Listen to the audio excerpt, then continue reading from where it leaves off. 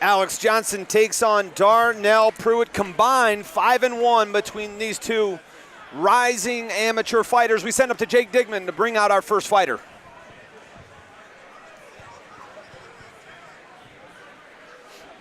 The following contest is in the RFO lightweight division, and it is brought to you by ShootItMMA.com.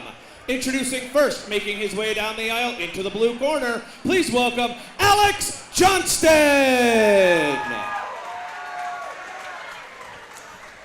Alex Johnston, another fighter from Lancaster MMA, Lancaster Academy. John, 3 wins, all by submission, 2 in the first round. His only loss came about 15 months ago in October of 2015. That was to Aaron Bartow, who's 6-1 back at Big Gun 16. Bartow, a very solid fighter. He lost that by submission. There's no question he's looking to take this fight to the ground. And talking to Johnston before the fight, he's practiced jiu-jitsu for 3 years. He says he doesn't have a belt because he only trains no-gi. You, an experienced jiu-jitsu fighter, both in gi and no-gi, what's the benefits or perhaps the issues with never training in a gi? Well, Dan Swift and I had this debate many, many times ago. One of the debates is, you train in the gi. Well, you can't get out of a submission as easy. However, what's the thing on the bike? I just lost my train of thought.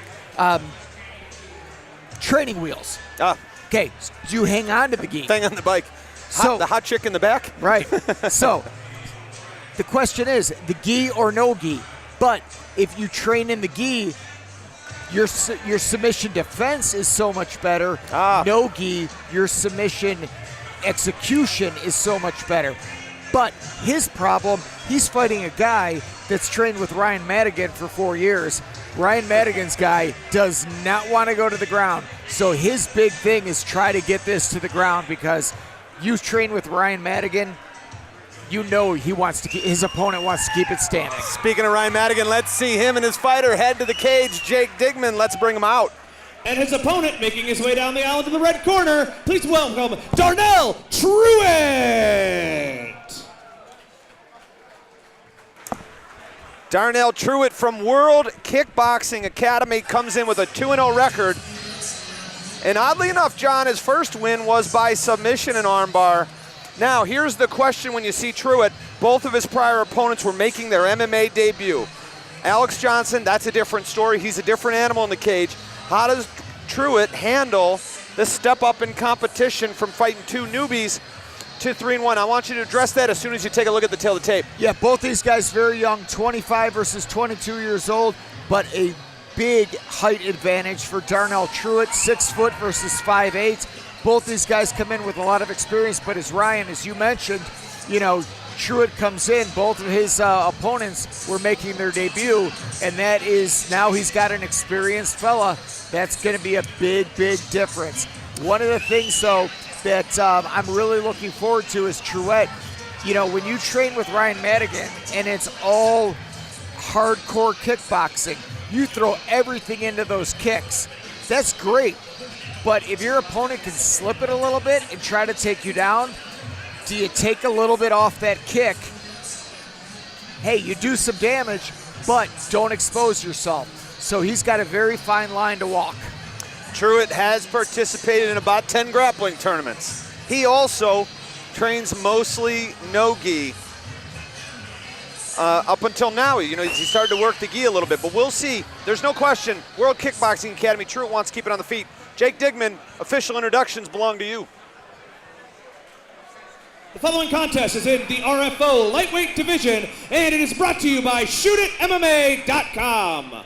Introducing first in the blue corner, he fights out of MacArthur, Ohio. He weighed in at 152 pounds, representing Lancaster Academy of Mixed Martial Arts with an MMA record, 3 wins, 1 loss. Please welcome Alex Johnston.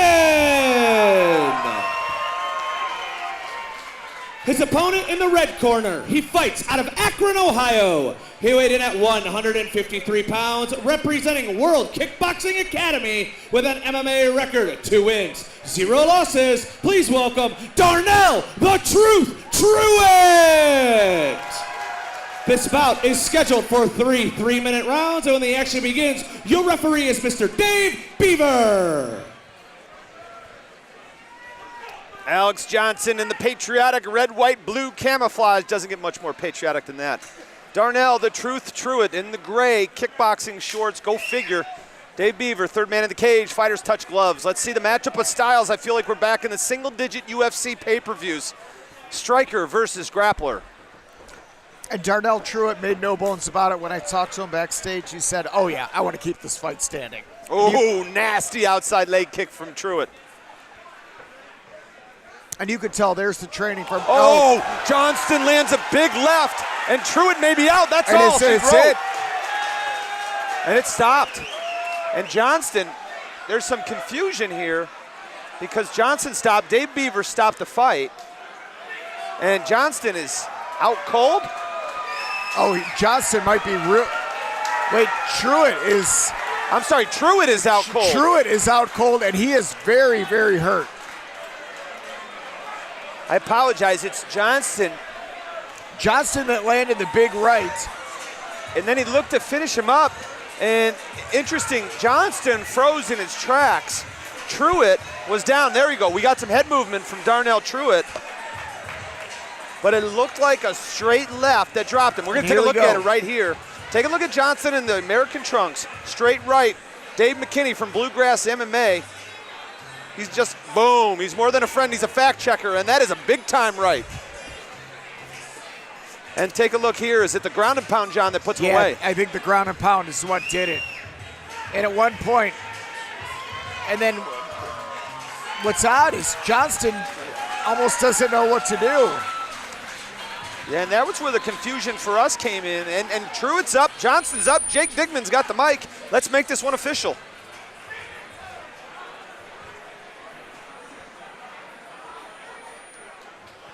Ladies and gentlemen, referee Dave Beaver calls a stop to the action at 27 seconds of the very first round, declaring your winner by knockout, Alex Johnston!